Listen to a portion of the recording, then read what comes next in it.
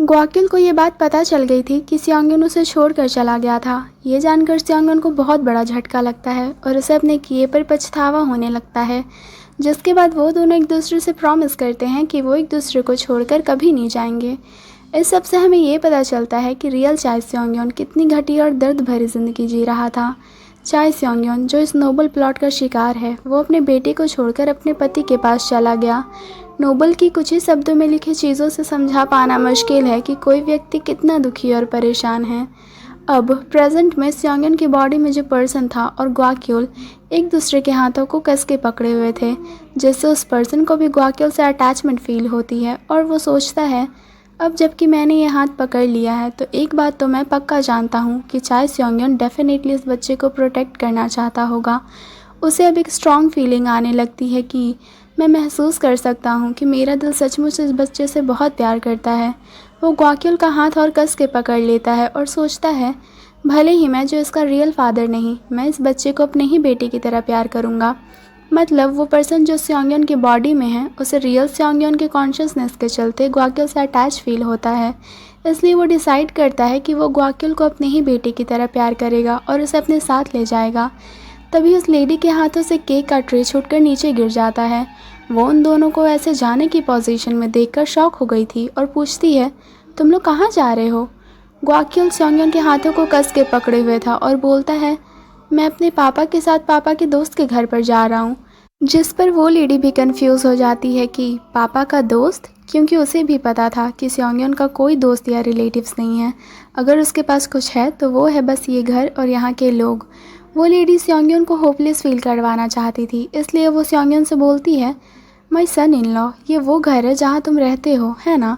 पर अब तुम कहाँ जा रहे हो? एक दोस्त के घर पर? पर उस लेडी की बातों का स्योंगयन पर कोई असर नहीं होता कि मदर, मैं और ग्वाक्युल थोड़ी दिनों के लिए जा रहे हैं। तब वो लेडी अपने ट्रू फॉर्म में आ जाती है और गुस्से से स्योंगयन पर चिल्लाने लगती है कि तुम्हें यहाँ से जाने की परमिशन नहीं है। अपनी ग्रैंड माँ को ऐसे बिहेव करता देख ग्वाक्युल घबरा कर अपने पापा के पीछे छुपने लगता है। वो लेडी भी देख लेती है कि ग्वाक्युल उसके ऐसे बिहेवियर से डर गया है, जिससे वो परेशान हो जाती है। पर फिर वो नॉर्मली एक्ट करते हुए बोलती है, सॉरी ग्वाक्युल, ग्रैंड माँ बहुत ज़्यादा लाउड है। ग्रैंड माँ के कहने का मतलब यही नहीं था आपके पापा से।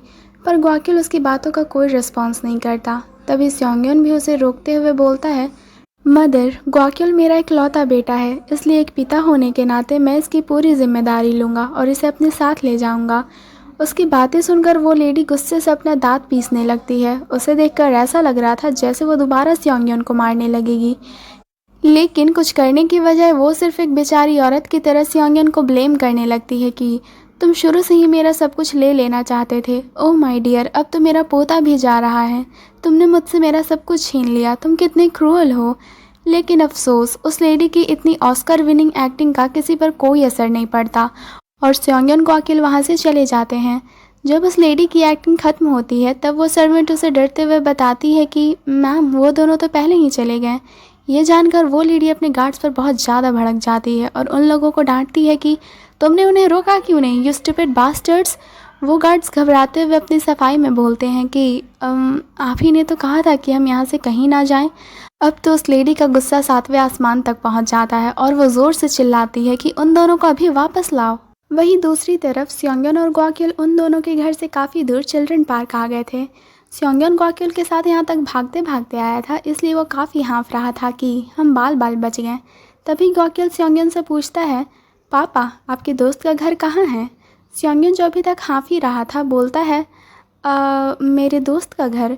फिर वो अपने और वूजिन के रिश्ते के बारे में सोचने लगता है कि क्या मैं वूजिन को अपना दोस्त बोल सकता हूँ? पर मैं तो वो पर्सन हूँ जिससे उसे बस थोड़े दिनों के लिए मदद मिली थी, उसने मेरी बहुत हेल्प की है। फिर वो थोड़ा हेजिटेट करके ग्वाक्युल से बोलता है, ग्योल, बात ऐसी है कि पापा के दोस्त का घर अभी भी बहुत दूर है। पापा को उन्हें कॉल करना होगा, पर पापा अपना फ़ोन भूल गए हैं।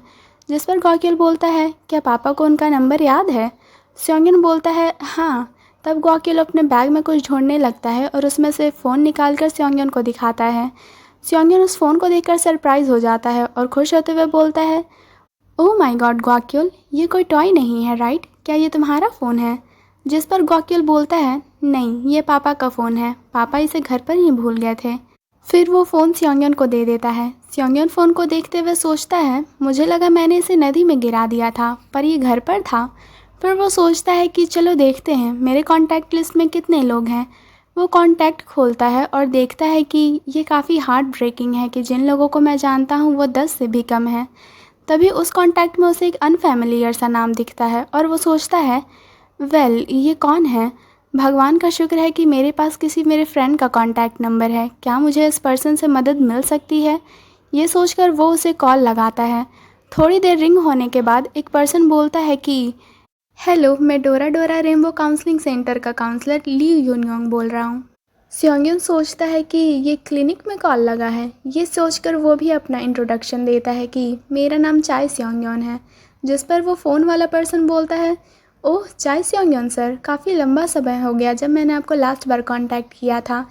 क्या आप चाहेंगे कि हमेशा की तरह प्राइसिंग में मैं आपकी हेल्प करूं? फिर वो अपने ऑफ़र्स के बारे में बताने लगता है।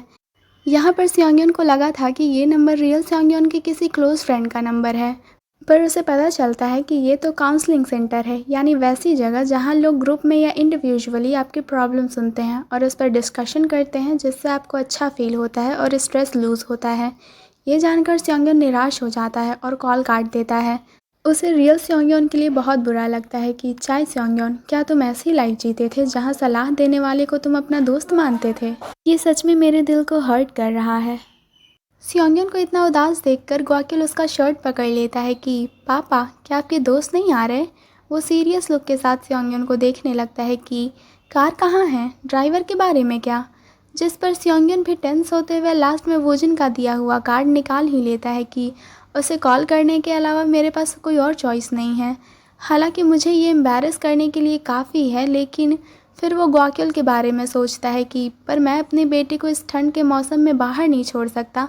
मैं जानता हूँ कि हम लोग फ्यूचर में इन लॉज होने वाले हैं। फिर वो फ़ोन को ज़ोर से पकड़ लेता है और प्रे करने लगता है कि लेकिन प्लीज़ बस एक बार मेरी हेल्प कर दो वूजिन। इसी प्रे के साथ वो वूजिन को कॉल लगाता है। थोड़ी देर रिंग होने के बाद वूजिन फ़ोन उठा भी लेता है कि हेलो, मैं बेक वूजिन बोल रहा हूँ। स्योंगयन भी ग्वाक्युल का हाथ पकड़े हुए था और एम्बैरस होते हुए बोलता है कि वूजिन, मैं चाय स्योंगयन, मुझे तुमसे एक फ़ेवर चाहिए।